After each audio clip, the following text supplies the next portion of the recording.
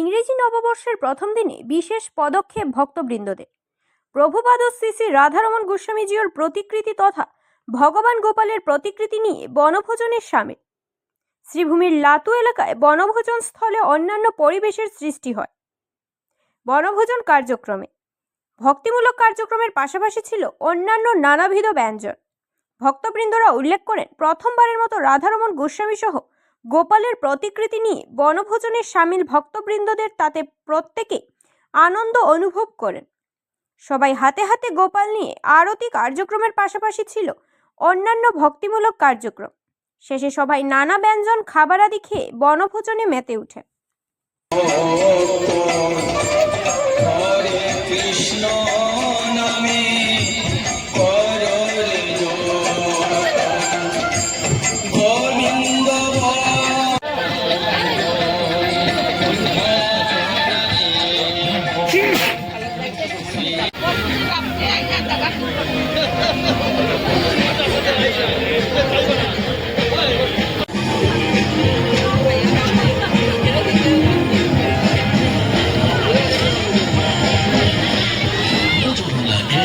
Fusion. Edge out the ordinary. Hello, Moto.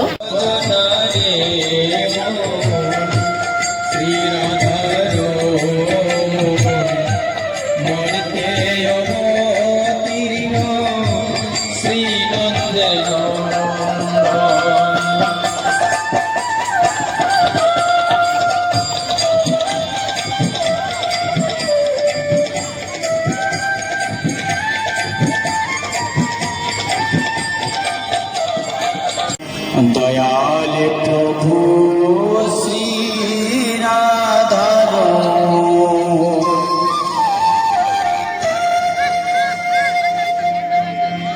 रागा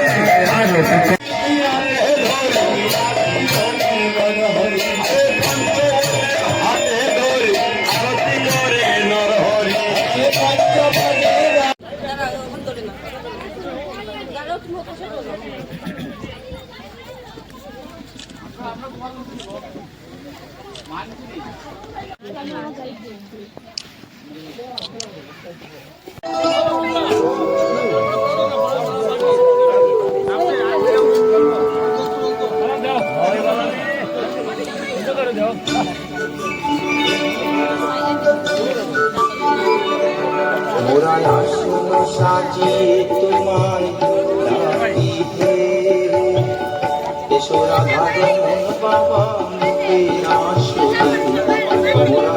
আসন সাজিয়ে তোমায় ডাকিতে এসো রাধারমণ বাবা মোদের আসনে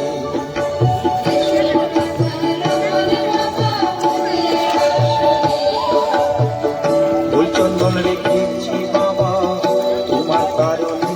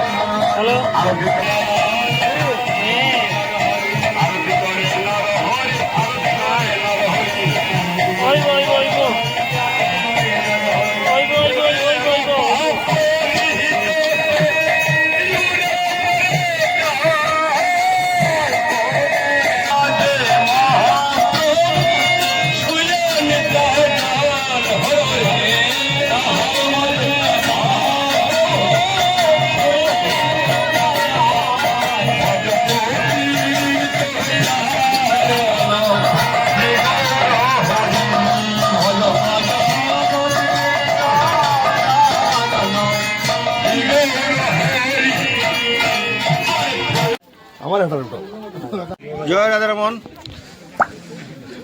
আজ এখানে শ্রীভূমি শহরের লাটুতে বৈরাগী টিল্লায় আমরা গোপাল সহ প্রভুপাদ রাধারমন গোস্বামী প্রতিকৃতি নিয়ে আমরা এখানে বনোৎসবের আয়োজন করেছি। প্রচুর ভক্ত সমাগম হয়েছে। আমরা শহর থেকে প্রচুর বা গ্রামাঞ্চলের ভক্তবৃন্দ প্রচুর এখানে এসেছেন। গোপালের সেবা হয়েছে, প্রভু রাধারমণের সেবা হয়েছে, তারপর এখানে ভোগ আরতি করা হয়েছে, অঞ্জলি প্রদান করা হয়েছে। এটা আমাদের এই বছর প্রথম আমরা শুরু করেছি। আগামী দিনে যাতে আরও সুন্দরভাবে আমরা করতে পারি সেই প্রচেষ্টা করব। জয় রাধারমণ। জয় জয় শ্রী শ্রী বিনোদ রায়জিউ, জয় জয় শ্রী শ্রী গোপালজিউ, জয় জয় শ্রী শ্রী প্রভুপাদ রাধারমণজিউ। সবাইকে নিয়ে আমরা এই শ্রীভূমি জেলার থেকে আমরা আজ লাতু বৈরাগী টিল্লা নাম একখান জায়গায় আসলাম। তাই আমাদের খুবই আনন্দিত হয়েছি। সবাই ভক্তবৃন্দ এসেছে, এখানে বন উৎসব হয়েছে। তাই আপনাদের কাছে আমরা তুলে ধরলাম, আগামী দিনে যেন আরো বেশি বেশি করে আসতে পারি। আপনার কাছে সবার কাছে আমার বিনম্র নিবেদন। এই আমার বক্তব্য, আমাদের এই নতুন বছরখানা যেন ভালো সবাই কাটে, তাই নিয়ে আমরা এই বন উৎসব করলাম। প্রভুপাদ রাধারমণ গোস্বামীর জোর আজকের দিনে 1 জুলাই বন উৎসবের আয়োজন করা হয়েছে। 1 জানুয়ারি প্রভুর এই বন উৎসবে বিভিন্ন ধরনের রাধারমণের শিষ্য সেবক সবাই একাত্র হইয়া আনন্দ। ইংরেজি নববর্ষের প্রথম দিনই পূজা অর্চনা করে ঈশান খুঁটি গেড়ে শ্রীভূমির নেতাজি মেলার ঘর বানানোর শুভ উদ্বোধন করা হলো আজ।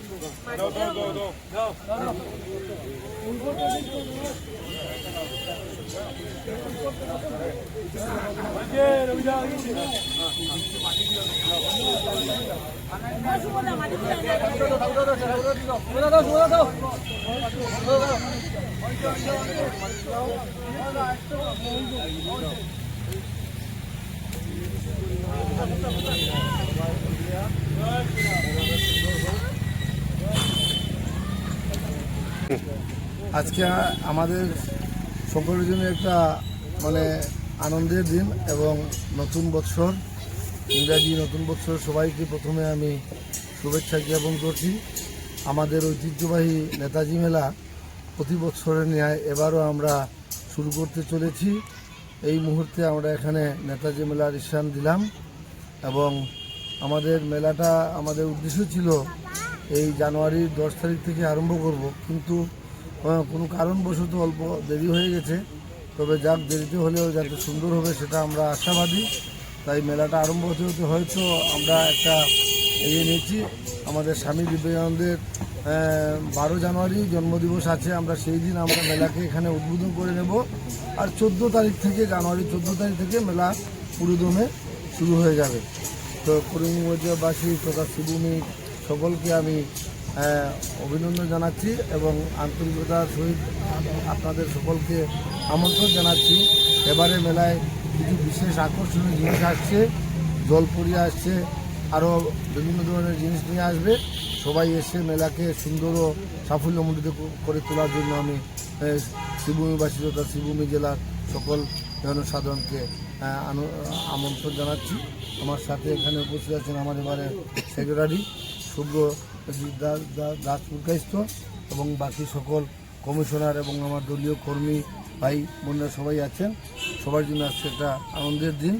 তো মেলাটা যাতে সর্বাত্মক সার্থক হয়ে ওঠে এই দিকে ঈশ্বরের কাছে আমরা প্রার্থনা করি। আর আপনারা যারা সাংবাদিক ভাইয়েরা আছেন এটাকে প্রসার করে সকলের কাছে পৌঁছে দেবেন এবং মেলা যাতে সর্বাত্মক সুন্দর হয় এটাই ঈশ্বরের কাছে কামনা করে আমি আমার এই সংক্ষিপ্ত কথাগুলো এখানে শেষ করলাম। সবাইকে নমস্কার, ধন্যবাদ।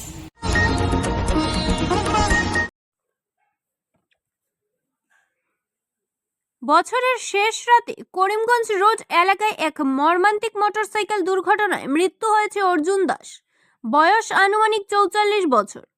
বুধবার রাত প্রায় 12টা নাগাদ গার্গী স্ট্রিট সংলগ্ন সড়কের পাশের ড্রেনে একটি হিরো হন্ডা ইউনিকর্ন বাইক পড়ে থাকতে দেখে স্থানীয়রা পুলিশে খবর দেন। রিকভারি ভ্যান না থাকার রাতেই বাইকটি উদ্ধার করা সম্ভব হয়নি। পরদিন সকাল 10:30টায় ট্রাফিক পুলিশের রিকভারি ভ্যান উদ্ধার শুরু করলে ড্রেনের কাদা জল থেকে প্রথমে একটি হাত এবং পরে এক ব্যক্তির মৃতদেহ উদ্ধার করা হয়। স্থানীয়রা দেহটি শনাক্ত করেন। পুলিশের প্রাথমিক অনুমান বাইকের নিচে চাপা পড়েই তার মৃত্যু হয়েছে। তবে বাইকের পিছন অংশ ক্ষতিগ্রস্ত থাকায় পিছন থেকে ধাক্কার সম্ভাবনাও তদন্ত করা হচ্ছে। ঘন কুয়াশা ও কম দৃশ্যমানতাকে দুর্ঘটনার সম্ভাব্য কারণ বলে ধারণা করা হচ্ছে। পুলিশ মৃতদেহ ময়না তদন্তের জন্য শিলচর মেডিকেল কলেজ হাসপাতালে পাঠিয়েছে।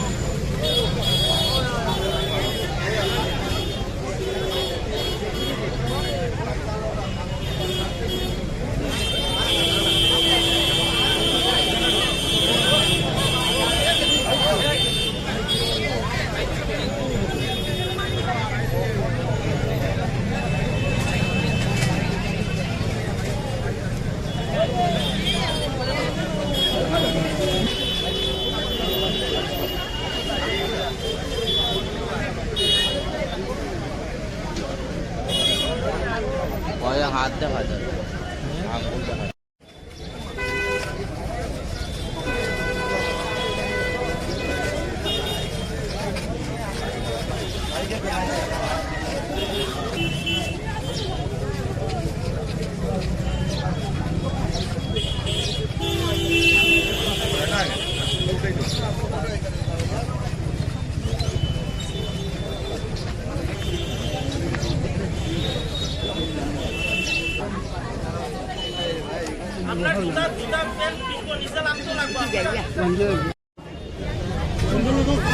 স্যান্ডেল লাগাও, স্যান্ডেল লাগাও।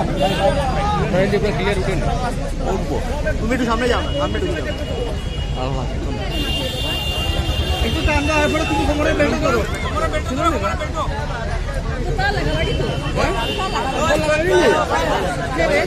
হ্যাঁ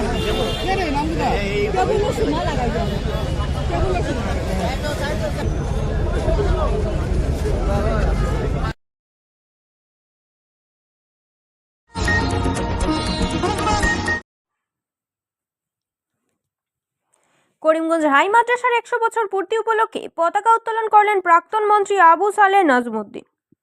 ঐতিহ্যবাহী করিমগঞ্জ হাই মাদ্রাসা বর্তমানে হাই স্কুল। 1 জানুয়ারি 2026 ইংরেজি 100 বছরে পা দিয়েছে।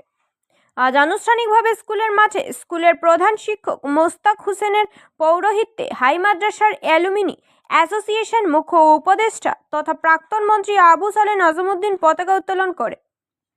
শতবর্ষ পূর্তি উপলক্ষে সমস্ত বছরব্যাপী বিভিন্ন অনুষ্ঠানের অঙ্গ হিসেবে জানুয়ারি 2026 মাস থেকে বিভিন্ন কার্যসূচির মাধ্যমে 100 বছর পূর্তির অনুষ্ঠান শুরু হবে এবং 31 ডিসেম্বর 2026-এর মধ্যে সমাপ্ত হবে।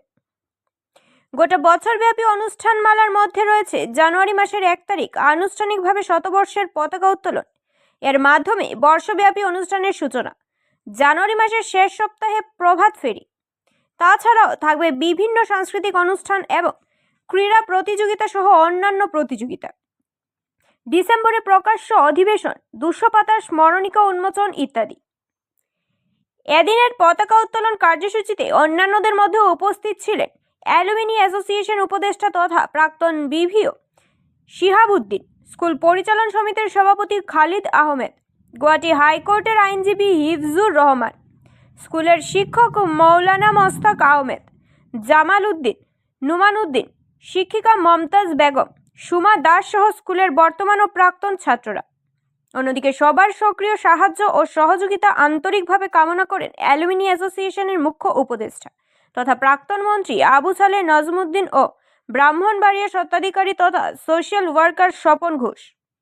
পরে সাংবাদিকদের মুখোমুখি হয়ে প্রতিক্রিয়া ব্যক্ত করেন প্রাক্তন মন্ত্রী আবু সালেহ নজমুদ্দিন ও প্রাক্তন ভিডিও শিহাব উদ্দিন। করিমগঞ্জ হাই মাদ্রাসা শতবার্ষিকী উদযাপনে পতাকা উত্তোলনী সভায় উপস্থিত এই অঞ্চলের এই মাদ্রাসার প্রাক্তন ছাত্র তথা আসাম সরকারের প্রাক্তন বিডিও শাহাবুদ্দিন সাহেব, এই শহরের স্বনামধন্য জনসেবক, ব্রাহ্মণবাড়িয়া গোষ্ঠীর স্বত্বাধিকারী এবং এই মাদ্রাসার তত্ত্বাবধায়ক গোষ্ঠীর অন্যতম সদ্য স্বপন ঘোষ মহাশয়, অত্র মাদ্রাসার প্রধান শিক্ষক মোস্তাক আহমেদ সাহেব, মাদ্রাসার শিক্ষকবৃন্দ, এই সভায় উপস্থিত আছেন আমার স্নেহভাজন অ্যাডভোকেট হিফজুর রহমান, গুয়াহাটি হাইকোর্টের বিশিষ্ট সুধীবৃন্দ, শিক্ষক শিক্ষয়িত্রীবৃন্দ, ছাত্রছাত্রীবৃন্দ। আজকে একটা গৌরবময় দিনে আমরা এসে পৌঁছেছি। যে সমস্ত মহাপুরুষরা আজ থেকে 100 বছর পূর্বে এই অঞ্চলে যখন শিক্ষা দীক্ষার কোনো আগ্রহ ছিল না, তখন এই মাদ্রাসাকে আরম্ভণি দিয়েছিলেন। তার অন্যতম ছিলেন মরহুম ইদ্রিস আলী সাহেব, মরহুম মোহাম্মদ আলী চৌধুরী, মহবুব মহিউদ্দিন সাহেব প্রমুখ গুণীজনরা সবাই ছিলেন স্বাধীনতা সংগ্রামী। স্বাধীনতা সংগ্রামের সময় বিশেষ করে মুসলিম সমাজে ব্রিটিশদের প্রতি এমন একটা অনীহা ছিল, যে অনীহার ফলে ব্রিটিশের আধুনিক শিক্ষাকেও বর্জন করা আরম্ভ করেছিলেন। সেই সময় আধুনিক শিক্ষার অত্যন্ত প্রয়োজন, সেই কথা ভারতবর্ষে বুঝেছিলেন স্যার।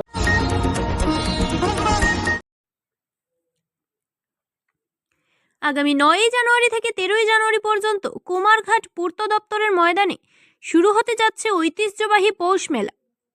পৌষ মেলা বর্তমানে আধুনিকতার ছোঁয়ায় বাঙালিদের হারিয়ে যাওয়া পিঠেপুলির স্বাদ ও কর্মব্যস্ততায় চাপা পড়া মেলায় প্রতি অনুভূতিকে পূর্ণজীবী করতে 9 জানুয়ারি থেকে কুমারঘাট পূর্ত দপ্তরের ময়দানে অনুষ্ঠিত হতে যাচ্ছে ঐতিহ্যবাহী পৌষ মেলা। এই বছর এই পৌষ মেলার বিশেষ আকর্ষণ রয়েছে বহিরাগত সঙ্গীত শিল্পীদের মন মাতানোর সাংস্কৃতিক অনুষ্ঠান, থাকবে বিভিন্ন জায়গা থেকে আগত সহায়ক দলের পিঠেপুলি সহ সামগ্রী স্টল। 11 জানুয়ারি সকাল 11টা থেকে শুরু হবে বিনামূল্যে স্বাস্থ্য শিবির, থাকবেন বিভিন্ন রোগ বিশেষজ্ঞ চিকিৎসকরা, থাকবে প্রশাসনিক শিবির। তার পাশাপাশি 13 জানুয়ারি সকাল থেকেই মেলা প্রাঙ্গণে পসরা সাজিয়ে বসবেন মাছ ব্যবসায়ীরা। ও এই বছর এই মেলার উদ্বোধনী অনুষ্ঠানে বিশেষ অতিথি হিসেবে উপস্থিত থাকবেন প্রাক্তন মুখ্যমন্ত্রী তথা বর্তমান লোকসভার সাংসদ বিপ্লব কুমার দেব মহোদয় ও রাজ্যসভার সাংসদ রাজীব ভট্টাচার্য।